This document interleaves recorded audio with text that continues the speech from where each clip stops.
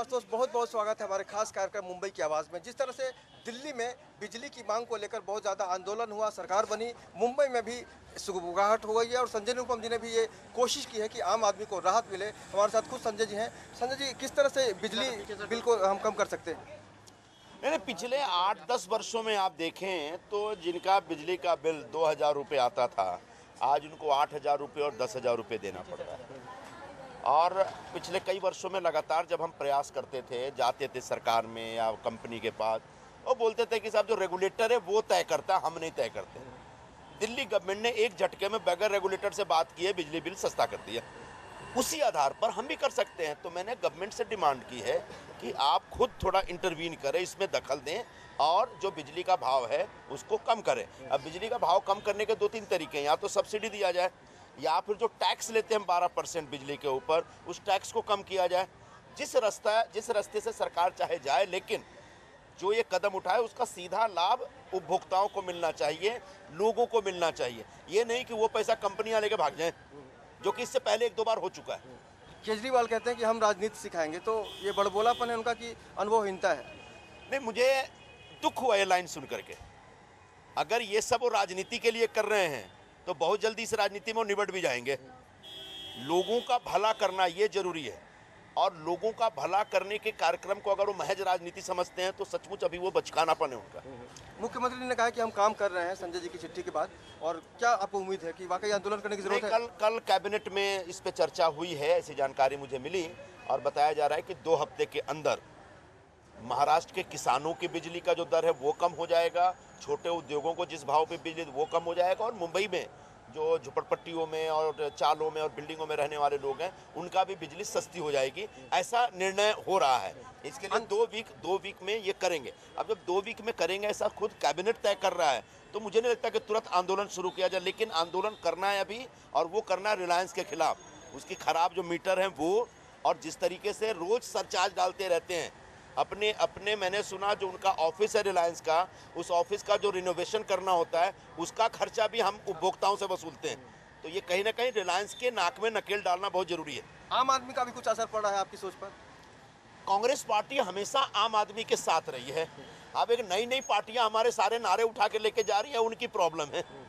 तो वाकई बिजली के मुद्दे पर कांग्रेस की तरफ से बहुत ज़्यादा पहल होगी, ऐसा हम देख सकते हैं। अरविंद केजरीवाल की बात हो या संजय निरुपम की बात हो, इनका जो पक्ष है वो एक नेता के तौर पर है, और आम आदमी क्या सोचता है बिजली की महंगाई को लेकर, ये भी जानना दिलचस्प होगा। मुंबई में हम बात कर रहे हैं बोरीवली इलाके से, और हमारे साथ काफ़ी सारे लोग हैं जो बिजली की महंगाई से परेशान हैं। आप भी कभी परेशान होती हैं बिजली की महंगाई से? सारे लोग परेशान जी बिल्कुल होते हैं, क्योंकि यहाँ पे 2 किस्म की कंपनियाँ बिजली चला रहे हैं, एक रिलायंस है और दूसरी टाटा है। और हमें हाउसवाइफ होने के नाते हमें ज़्यादा से ज़्यादा बिजली की दर में अगर हम लोगों को 50% भी कटौती मिले, मतलब उसका रेट कम हो जाए तो अच्छा होगा। क्योंकि क्या हमारा जो महीने का बजट है उसमें हम लोग ज़्यादा से ज़्यादा हम लोग पैसा स्पेंड करते हैं कि बिजली का बिल भरने के लिए। और मैं हमारे उत्तर मुंबई जिला के सांसद माननीय खासदार संजय निरुपम जी का इस निर्णय का, कि जो उन्होंने मुख्यमंत्री के यहाँ पे जो मांग की है कि जो दिल्ली में सरकार अभी जो नई आई है, उन्होंने ये डिमांड रखी है कि बिजली का दर 50% कम करें, तो महाराष्ट्र में भी ये कायदा लागू होना चाहिए। और उनके ये निर्णय का हम लोग स्वागत करते हैं और उनके साथ हम लोग समर्थक हैं। हम उनके और इस आंदोलन में अगर वो बोलेंगे कि बाबा आंदोलन करना चाहिए, तो मुंबई कांग्रेस और उत्तर मुंबई जिला कांग्रेस पूरी ताकत के साथ उनके पीछे हम खड़े रहेंगे। अब कांग्रेस पे आरोप लगने लगा है कि आम आदमी की नकल कर रही है कांग्रेस, क्या कहेंगे आप? 10 मुंह बड़ी बातें। आत्माराम जी, आप तकनीकी रूप से बहुत अच्छी तरह जानते हैं, आप बिजली बिल की जो महंगाई है उसका टैरिफ प्लान को लेकर क्या कहेंगे? बिजली की जो टैरिफ लाइन है, इन लोगों ने आते ही शुरू से, जिस समय से रिलायंस ने कंपनी के अपना टेक ओवर किया, जिस समय BICS मुंबई के अंदर इलेक्ट्रिक सप्लाई करती थी, उस समय वो मीटर भाड़े का 5 घर का 2 रुपया हर महीने के 2 रुपये, और कॉमर्शियल के मीटर के ऊपर 5 रुपया मीटर भाड़ा, इस तरह से लिख के आता था। और उसका एक टैरिफ हुआ करता था कि इतने यूनिट से इतने यूनिट होगा तो उसका इतना होगा, लेकिन इन्होंने आंकड़ों की चतुराई के हिसाब से, बहुत ही चतुराई के खेल से कॉरपोरेट किस तरह से पब्लिक को ज़्यादा से ज़्यादा निचोड़ा जाए उसका उदाहरण मैं बताता हूँ। अब ये बिल देखिए, ये बिल के पीछे उनका लिखा हुआ उनके टैरिफ रेट से, इस टैरिफ रेट में क्लियर लिखा हुआ है जीरो से लेकर अगर 100 रुपये तक अगर यूनिट यूज़ होता है तो उसको 40 रुपीज़ फिक्स चार्ज, और उसका यूनिट का दर रहेगा 2 रुपया 23 पैसा, और सरचार्ज 122 और सब मिले और 45 पैसा उसके ऊपर एक्स्ट्रा चार्ज। इस तरह से बढ़ाते हैं। जब वो 101 से लेकर 300 तक होता है तो 75 रुपया प्रति घर के मीटर के हिसाब से उसके ऊपर एक्स्ट्रा फिक्स चार्ज बढ़ता है, और 4 रुपया 58 पैसा उसके ऊपर इलेक्ट्रिसिटी चार्ज, और ये 1/22 इस तरह से उसका टैरिफ बढ़ते ही जाता है। आज कोई भी मुंबई का, लेकिन आम आदमी को तो ये समझ में नहीं आता कि किस तरह से लूट रहे हैं। नहीं, आम आदमी को इन्हें समझ में नहीं आता। आम आदमी अब जाग चुका है, आम आदमी इतना परेशान है, त्रस्त है, इसलिए आज ये आंदोलन दिल्ली का देखकर सब लोगों की, जनता की भावना जग चुकी है अब, क्योंकि कहाँ तक बर्दाश्त करेगा आम आदमी बोझ। इन्होंने जो टैरिफ में दिया हुआ है कि 0 से लेकर 100 तक 2 रुपये 35 पैसा यूनिट, 2 रुपये 23 पैसा यूनिट जो लिया जाएगा, मैं बोलता हूँ 100 यूनिट तक आज झोपड़े के अंदर भी अगर लाइट कंज्यूम होती है तो वहाँ पर भी 100 यूनिट के ऊपर होता है। उसका कारण क्या है? जैसे आज हम टीवी बैठाते हैं तो टीवी के अंदर हमको सेटअप बॉक्स लगाया गया है जो भी बिजली से चलता है, 24 घंटे टीवी, और उसका सेटअप बॉक्स का इलेक्ट्रिसिटी का 1 यूनिट पर डे कंज्यूम होता है, तो भी महीने के 30 होते हैं। और लाइट और दूसरे कोई साधन जो यूज़ करता है तो प्रत्येक आदमी का, मुझे लगता है कि उंगली पर भी ऐसे मैं नहीं गिन सकता हूँ कि जितना लोग के 100 यूनिट से कम यूज़ कर सकते हो। इस तरह से लूट के अलग अलग तरीके अख्तियार किए हुए हैं। ये कम से कम 100 यूनिट से लेके 300 यूनिट तक, साधारण आदमी 100 से लेके 300 यूनिट तक, जबकि BSES के अंदर 250 यूनिट तक का वो कॉमन लिया जाता था। ये बड़ी अहम बात कर रहे हैं शर्मा जी कि आम आदमी की का जो प्रतिनिधित्व करता है, आप किसी को भरोसा से भेजते हैं, वो भी आपके भरोसे को तोड़ता है, ऐसा आप कह रहे हैं। आपसे जानना चाहेंगे कि आपका नाम क्या है और रिलायंस की महंगाई से कितने परेशान हैं? मेरा नाम विनोद श्रीवास्तव है। देखिए, अभी 1 साल पहले जो बिल आता था, अभी बिल नंबर क्या है 740 रुपये, 150, 200, 270, ज़्यादा से ज़्यादा 300 तक बिल आता था, और इन दिनों 740 रुपये का बिल है। हमारे घर में एक ट्यूबलाइट, एक पंखा और एक टीवी चलता है। तो कहीं ना कहीं हमको लगता है कि इन लोगों ने कुछ इस तरह की चालबाजी की है, जिसके वजह से कि हम लोगों का लाइट बिल ज़्यादा आ जाता है। अभी जो हमारे क्षेत्रीय सांसद महोदय श्री संजय निरुपम साहब ने जो आंदोलन करने की बात कही है, तो हम सब इसमें दिलो जान से उनके इस आंदोलन में शिरकत करेंगे, उनकी इस लड़ाई को एक मुकाम देने की कोशिश करेंगे ताकि हम लोगों को राहत मिले। घर का बजट खराब होता जा रहा है इस तरह से धीरे धीरे करके। दिल्ली में अरविंद केजरीवाल ने आम आदमी को सपना दिखाया पानी और बिजली सस्ता करने के नाम पर। आपको लगता है कि महाराष्ट्र में कांग्रेस की सरकार है और चुनाव आने वाले हैं, इसलिए कांग्रेस के लोग ऐसा कर रहे हैं? देखिए, कब आदमी की अंतर चेतना के शब्द बाहर निकलें यह कहना मुश्किल है, लेकिन मेरा कहना यह है कि अगर किसी का देखा देखी भी अनुकरण करने से भी अगर समाज का भला हो रहा है तो होना चाहिए और करना चाहिए, दूसरे लोगों को भी करना चाहिए। बिल्कुल, ये बड़ी अच्छी बात कही कि अनुकरण करने के बाद, यानी किसी की नकल करने के बाद भी समाज को सीधा फ़ायदा होता है तो उसमें कोई बुराई नहीं है। लेकिन रिलायंस ने जिस तरह से महंगाई बढ़ाई, ऑप्शन के तौर पर टाटा दिखा, लेकिन टाटा ने भी आज आम उपभोक्ताओं को चाटा मारने का काम किया है। आपको नहीं लगता कि टाटा के ऊपर जो भरोसा था उसने भी आम आदमी को लूटने का काम शुरू किया है?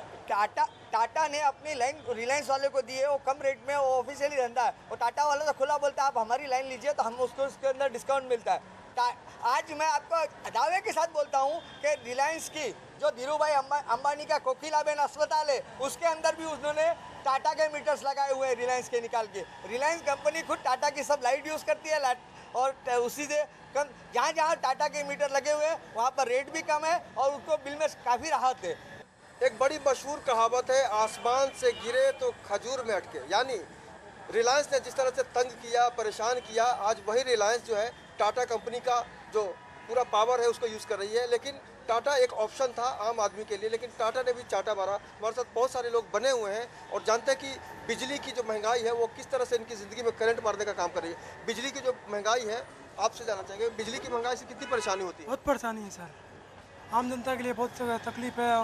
और इसके खिलाफ आंदोलन किया तो अच्छा। अभी फिलहाल अभी करना नहीं चाहिए, पर समय आएगा तो करना पड़ेगा। साहब आदिवासी लोगों को आज 60 बरस होने के बाद भी लाइट नहीं मिल रहा है गवर्नमेंट की तरफ से, वो लोग परेशान हैं। बाकी एक मामूली का आदमी कहते हैं ना, तो उनका कहीं भी अर्जी भेजो तो भी कोई सुनवाई नहीं है सर। देश की आर्थिक राजधानी मुंबई की बात कर रहे हैं कि आज़ादी के बावजूद देश आज़ाद हो चुका है, लेकिन आज भी अंधेरे में रहने को आदिवासी पाड़ा के लोग अभिशप्त हैं। निश्चित रूप से ये बहुत बड़ा सवाल है कि नेशनल पार्क के आसपास का जो इलाका है, क्या वो भारत में नहीं आता? आपको नहीं लगता कि अभी भी गुलामी जैसी लग रही जी है? हाँ, गुलामी है।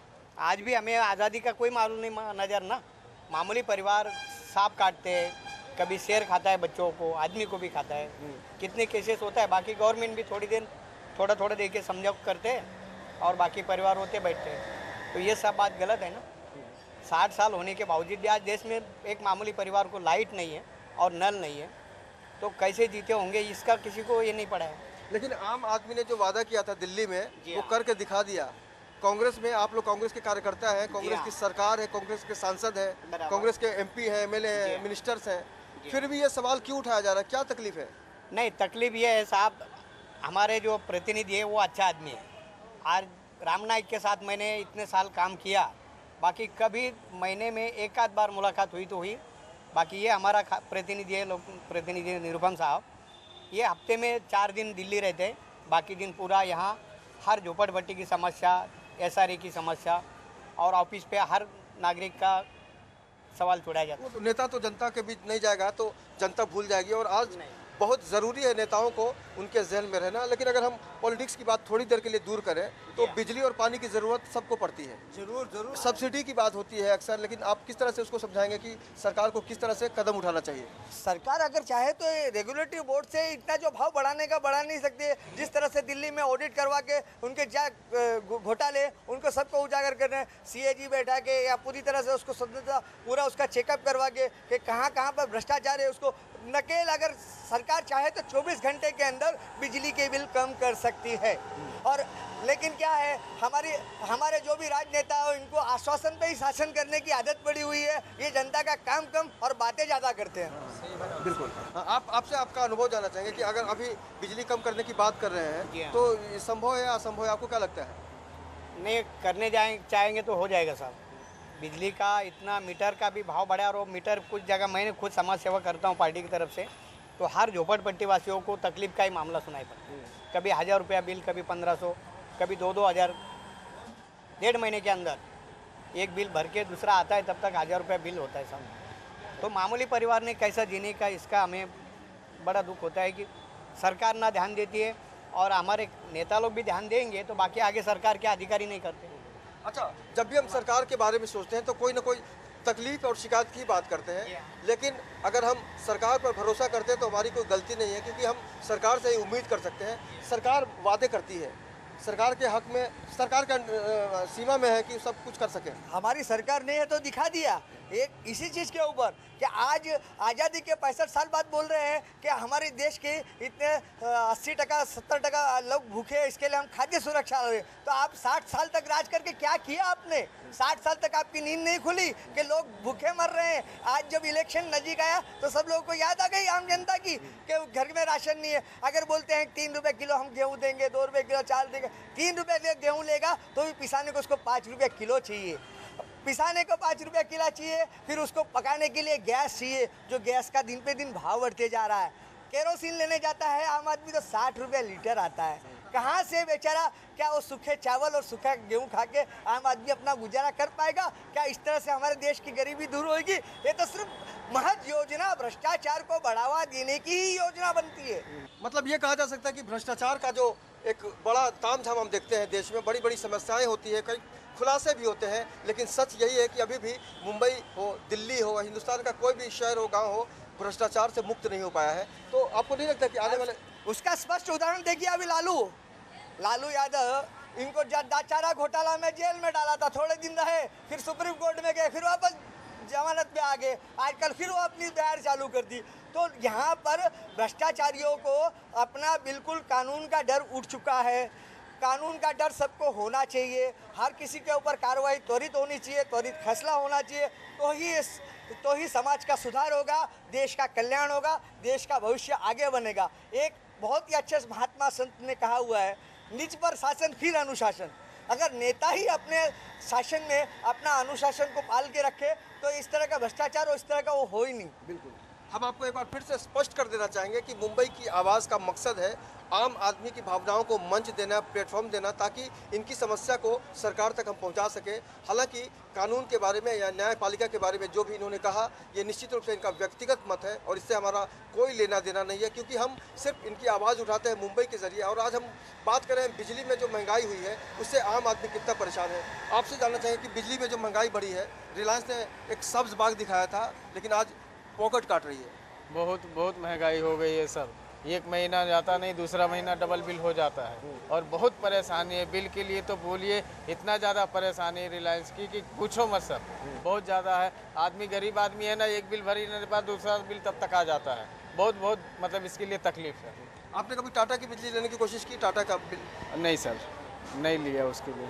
आपसे जानना चाहेंगे कि आपको कितनी परेशानी हुई है बिजली के बारे में? आप बताइए। आप टाटा का काफ़ी अच्छा है, रिलायंस से काफ़ी अच्छा है। टाटा का पहले मेरे घर पे था, वहाँ पे कुछ 1800-1900 बिल आता था, अभी 800-900 आता है। तो रिलायंस से कंपेयर में टाटा काफ़ी सस्ता है। चलिए, लेकिन कई बार ऐसी भी शिकायत आई है कि रिलायंस जिस तरह से महंगाई बढ़ाती जा रही है, टाटा भी उसी नक्शे कदम पे बढ़ती जा रही है। आपकी क्या राय है? देखो, जिस तरह से महंगाई बढ़ा रही है दूसरी कंपनी, तो एक को देख के दूसरे को भी मन में लालच उत्पन्न होता है, वो भी बढ़ाने की कोशिश करता है। अब देखो, रिलायंस जैसा बिल अगर हमारा ड्यू डेट से आगे चले जाता है तो उसके ऊपर पेनल्टी के तौर पे इंटरेस्ट के ब्याज का 1% एक्स्ट्रा लेते। तो इस तरह से कितने पैसे, मैं तो बोलता हूँ फिक्स चार्ज या मीटर की क्या ज़रूरत है? जो फिक्स चार्ज BSES के राज में 2 रुपया घर का, 5 रुपया कमर्शियल मीटर का था, वो आज सैकड़ों में करोड़ों में कैसे पहुँच गया? ये आंकड़ों का खेल है। अगर रिलायंस के पास मानो कि पूरे बम्बई के अंदर 1 करोड़ मीटर है, 1 करोड़ कस्टमर है, इलेक्ट्रिक वापरने वाले मीटर है, तो उसके अंदर अगर वो 2 रुपये का सीधा हो, उसने 75 रुपया किया हुआ है, तो कितना प्रतिशत उसका मंथली इनकम बढ़ी हुई है? आज अंबानी ब्रदर्स इस तरह से देश में सबसे बड़े करोड़पति नहीं बन गए, और ये भी लोगों की नज़र में धूल झोंकने के लिए दोनों भाई अलग होके अपनी संपत्ति का बंटवारा, ताकि उनकी संपत्ति नज़र में ना आए। बिल्कुल। इस तरह से घोटाले में घोटाले होते जा रहे। अगर ये इतनी लूट नहीं होती तो आज अंबानी इतने ऊपर नहीं पहुंचते थे। उनके पास इतने, आज वर्ल्ड के अंदर फर्स्ट नंबर पर रिलायंस का ग्रुप का पैसे वालों में शुमार होता है। किसकी देन? हमारे नेताओं की देन। सब मिले, कॉर्पोरेट जगत जो उनका कॉर्पोरेट जगत और सबकी मिली भगत से ही सब काम चलता है। रेगुलेटरी बोर्ड के अंदर जो भी आदमी जाता है, कोई आम आदमी नहीं बैठता है। नेता द्वारा रिकमेंडेशन किए हुए प्रतिनिधियों का रेगुलेटरी बोर्ड में समावेश होता है। तो बिल्कुल आम आदमी यानी जनता सब समझती है कि नेता कैसा होता है, या रिलायंस में जो अधिकारी बैठे हैं, जो प्रतिनिधि बैठे हैं जनता के, उनकी क्या भूमिका है। लेकिन आम आदमी लगातार झटके पे झटका खा रहा है, क्योंकि रिलायंस की महंगाई की जो मीटर है वो बढ़ती जा रही है। आप एक आम उपभोक्ता के तौर पर कितना तकलीफ महसूस करते हैं? मेरा BSES का मीटर था, तभी मेरा 200-250 रुपये मीटर आता था रीडिंग टोटल बिल, और आज की तारीख में 800, 850, 900 रुपया हो गया है। वो लोग ने फिक्स चार्ज जो 75 रुपया डायरेक्ट किया है, वो कौन से हिसाब से किया है? फिर फुल एडजस्टमेंट चार्ज, फिर गवर्नमेंट जो टैक्सीस है वो मिला के ही 300 रुपया 400 रुपया बिल हो जाता है। तो कम से कम वो तो कम करना चाहिए।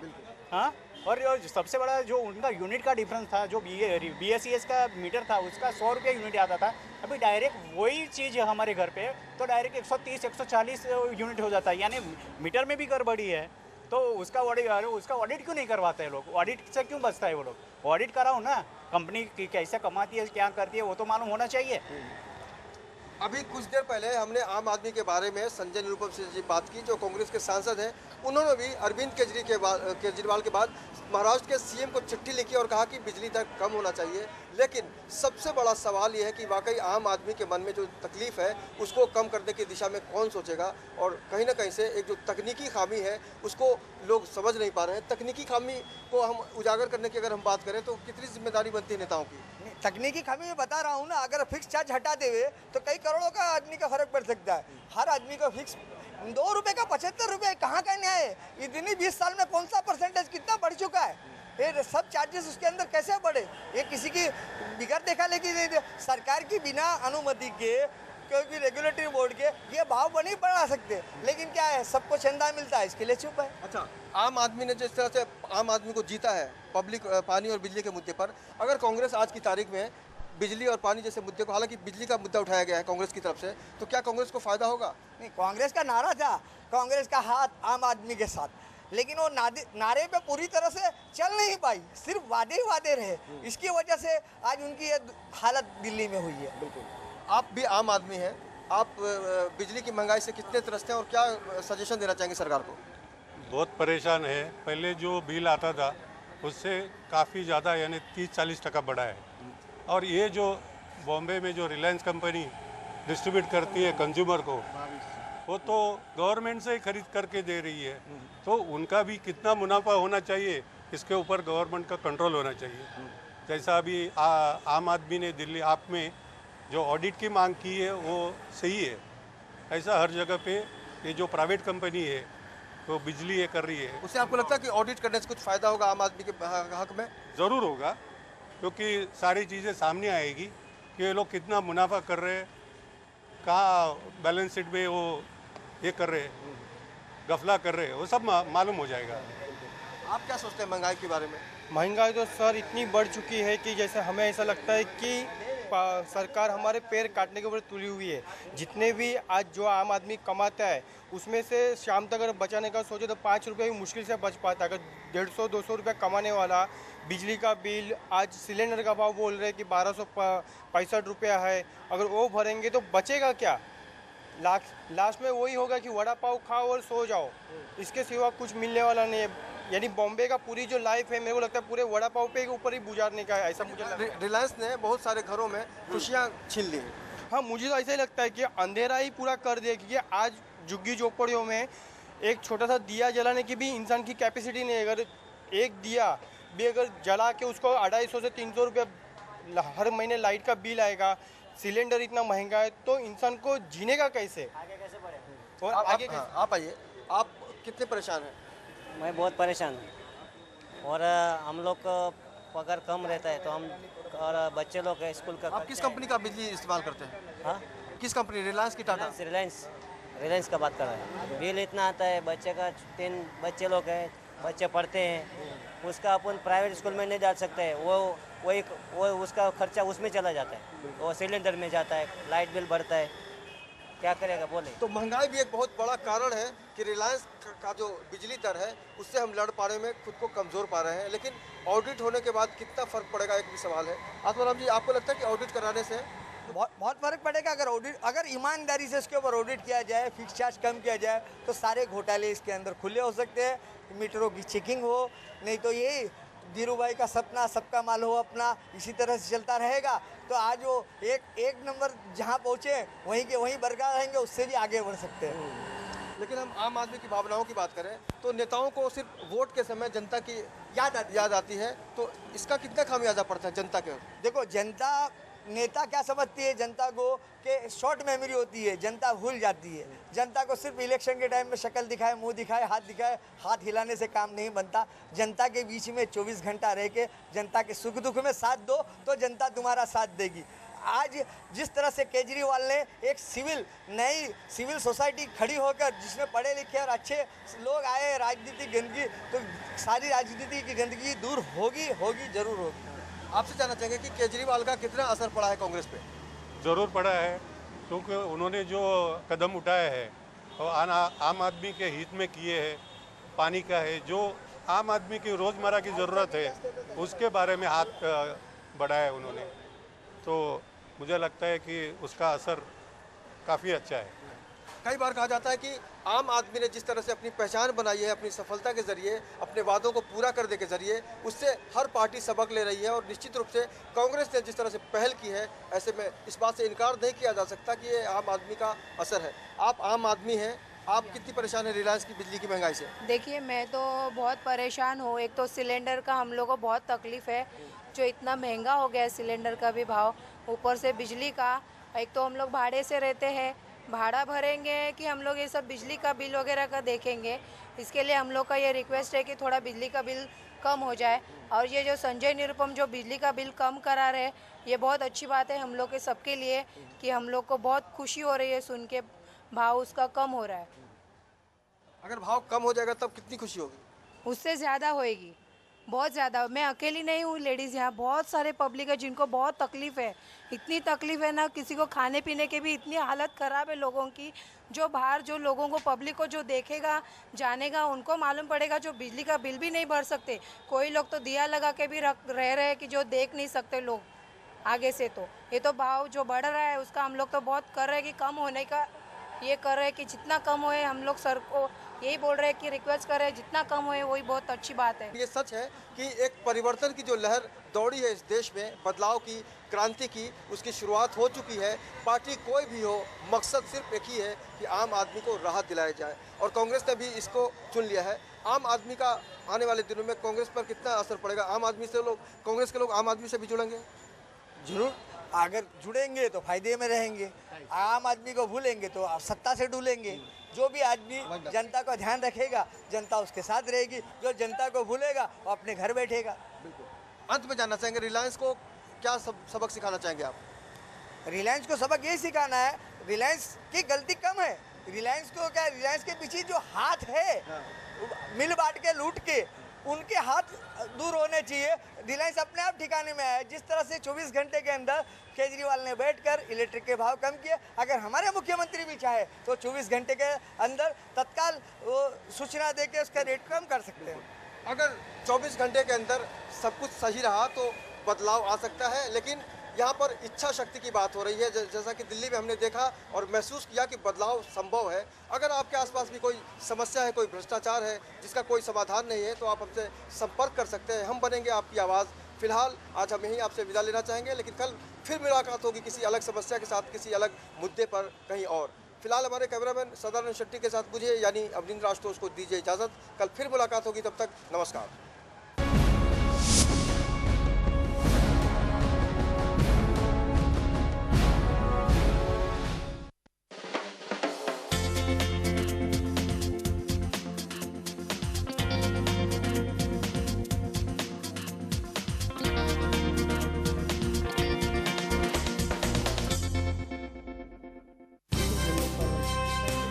आप सभी का स्वागत है। मैं हूं सैयद सलमान। कहाँ चूक हो रही है? कांग्रेस पार्टी ने जो योजनाएं लाई हैं उसका फायदा निश्चित होगा कांग्रेस को।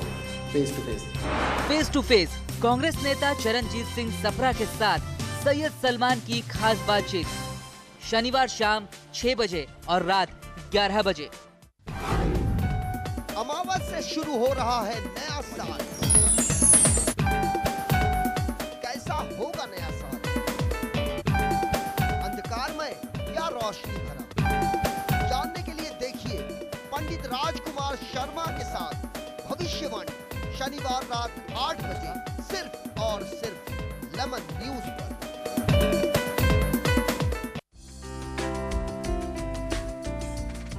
ग्रॉस डोमेस्टिक प्रोडक्ट्स यानी सकल घरेलू उत्पादन किसी देश की अर्थव्यवस्था की आर्थिक प्रदर्शन की बुनियादी माप है। जीडीपी एक साल में एक देश के अंदर उत्पादित किए गए माल और सर्विस का बाजार मूल्य है। किसी देश का जीडीपी उस देश में किए जाने वाले कंजम्पशन, सरकारी